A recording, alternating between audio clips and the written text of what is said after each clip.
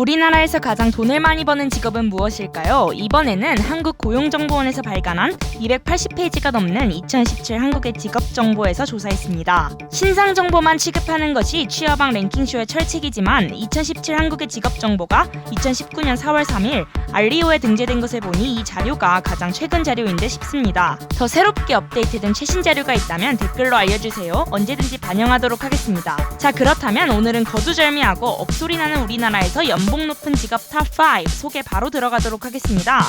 이번 순위 선정 기준은 평균 연봉이라는 것을 유의해주세요. 각 직업에서도 연차별, 능력별, 연봉 편차가 나타날 수 있기 때문에 평균 연봉이 생각보다 많거나 적다고 느끼실 수도 있습니다. 5위는 중위소득이 1억 1천만 원인 대학교 총장 및 대학 학장입니다. 평균 소득이 높은 직업 50개 중 교수라는 직업도 상당수 포진해 있는데요. 대학교 총장 및 대학 학장은 교수 중에서도 연차가 많이 쌓인 직급이라 볼 수 있겠죠. 대한민국의 미래인 대학생이 행복한 교육 환경을 만들어주셨으면 좋겠습니다. 4위는 바로 도선사와 피부과 의사입니다. 중위소득은 1억 2천만 원입니다. 특히 도선사는 직업 만족도 부분에서도 8위에 올랐습니다. 도선사라는 직업은 상당히 생소하게 느껴지는데요. 과연 무슨 일을 하는 직업이길래 이렇게 높은 연봉과 직업 만족도 모두를 챙길 수 있는지 궁금하시죠? 도선사는 인도할 도자에 배 선자를 써서 뜻그대로 배를 인도하는 일을 합니다.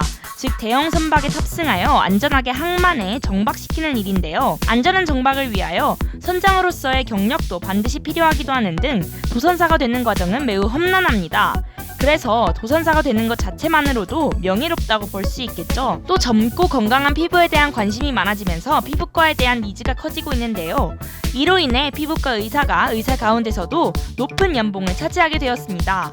청담동 압구정에 피부과가 즐비한 것만 봐도 그 성장세를 짐작할 수 있겠죠. 3위는 1억 3천만 원에 달하는 기업 고위 임원입니다. 우리나라는 오너 경영인이 대기업에서 고위 임원을 차지하는 비율이 높은 편이기는 하지만 능력을 인정받은 전문 경영인들도 많은 연봉을 받고 있습니다. 많게는 수십억대에 달하기도 하는데요. 기업의 매출 성장에 기여를 했다면 그만큼 많은 성과금이 주어지는 만큼 평균 연봉에서도 높은 순위를 차지했습니다. 왜 예서가 서울의대를 가야 한다고 했는지 이번 순위를 보니 이해가 되네요. 2위도 의사가 차지했는데요. 여러 진료 과목 중에서도 성형외과 의사입니다. 성형외과의 경우 4위에 올랐던 피부과와 함께 외국인 환자 유치에서 큰 비중을 차지하고 있습니다. 한류가 의료계에까지 부는 셈인데요. 이렇게 국내뿐만 아니라 해외까지 뻗어나가고 있기 때문에 성형 관련 시장의 성장률이 가파릅니다. 이러한 선장세가 평균 연봉에도 반영되는군요. 대망의 1위는 1억 4천만 원의 국회의원입니다. 국회의원 연봉의 특징은 하위 25%, 50%, 75%의 연봉 차이가 별로 나지 않는다는 점입니다.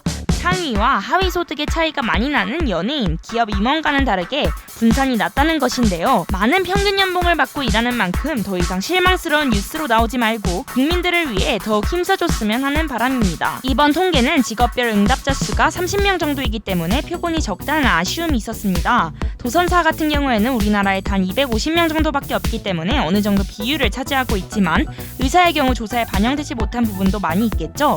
또 눈여겨볼 만한 점은 6위, 7위, 8위, 9위 등이 내과, 산부인과, 이비인후과, 안과, 비뇨기과 의사라는 점입니다. 이 외에도 각 진료 분야들이 상위권에 포진해 있고 그 사이에 항공기 조종사, 판사 등이 있었습니다. 연봉도 물론 중요하지만 무엇보다도 여러분의 적성에 맞고 즐겁게 일할 수 있는 직업을 찾으실 수 있었으면 좋겠습니다. 다음 편은 더욱 재미있고 알찬 정보로 돌아오도록 하겠습니다. 그럼 안녕!